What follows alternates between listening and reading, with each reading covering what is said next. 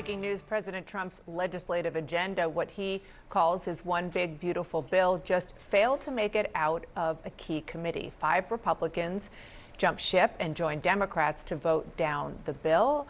Our smart reporters are here, including and especially our all-star Capitol Hill reporter, Lauren Fox. Lauren, I want to bring you in, but I first want to play a soundbite from Chip Roy, Republican of Texas, who has been kind of leading the charge on concerns about his fellow Republicans and this bill.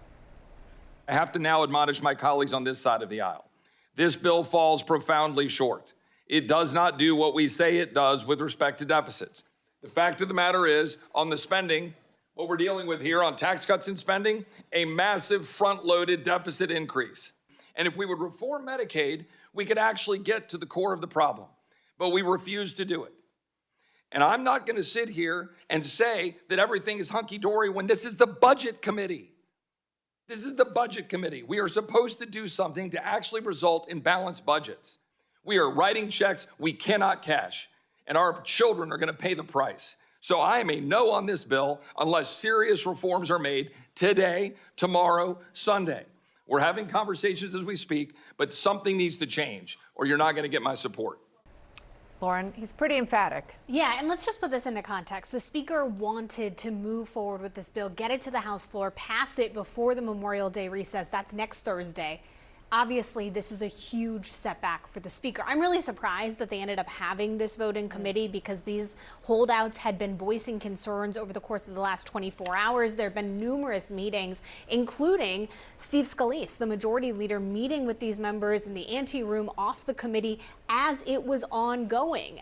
When they came back into the room, each of them spoke. It was very clear they still had concerns, still had opposition. They want to see some of these spending cuts sped up rather than delayed into later years. There's a reason Republicans did that, because it does take time to implement some of these things. But that's not enough for these Freedom Caucus members. And unlike past budget committees, this budget committee is full of conservatives.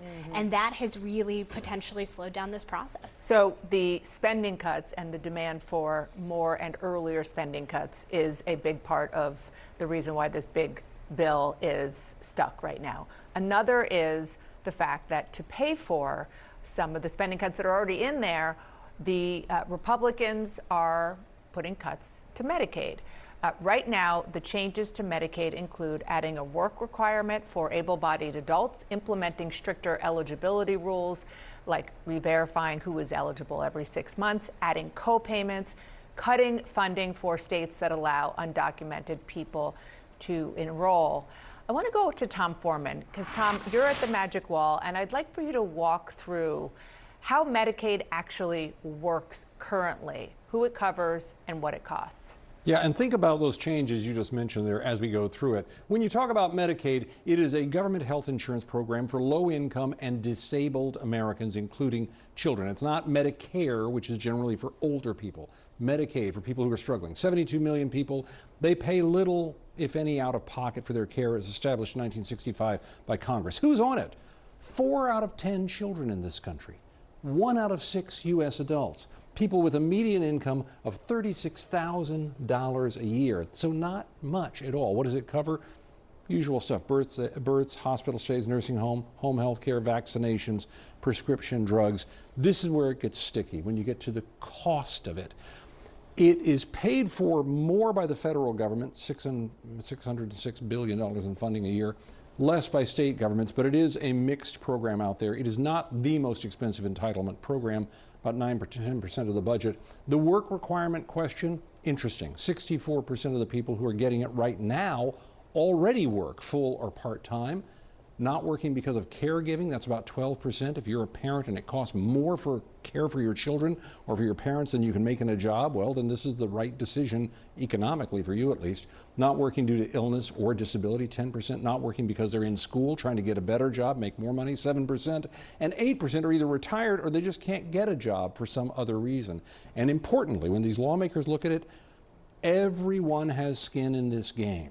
Look, if you look here, the lightest states have the least number of people enrolled by a percentage. The darker it gets, the more it's enrolled. But yeah, would this hit big states like California and Oregon that tend to vote blue? Absolutely.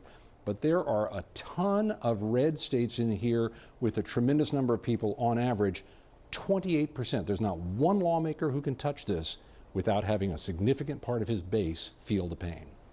Tom, that last map really does tell the story of why this part of the fight on this bill is so critical, and it does not fall on partisan lines or even geographical lines because of how much Medicaid affects every single district. Thank you so much, Tom. Appreciate that.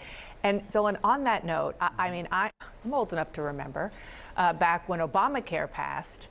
One of the things that you heard from the president and his top aides, Rahm Emanuel, was that when you pass a new right or something that people can have, whether it's Obamacare, but specifically within Obamacare was Medicaid expansion, it's hard to take it back. What we are seeing now is that play out.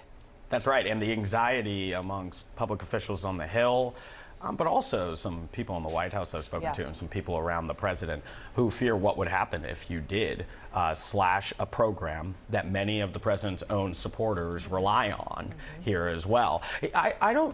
The reporting I have thus far, I don't think the president is in the details of these negotiations at this point, but he does want to walk away with from this with as little political backlash have you seen. And sometimes that even means like a true social post that would go against Republican norms, like, okay, tax the rich for this, you know, to pay for it. But I do know that for those around close to the president, that when it comes to benefits, Medicaid benefits, they don't want the political backlash that comes with that. Which is why I just want to play this because it really does speak to that.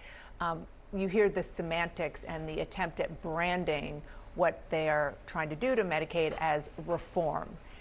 But it's not just Democrats who aren't buying that, it's some of the most prominent Republicans. Let's listen. We're not cutting Medicaid. Stop buying that. And then you can look at Medicaid cuts, Medicaid reforms, I should say. We're not talking here about just work requirements. The House goes much, much, much further than that.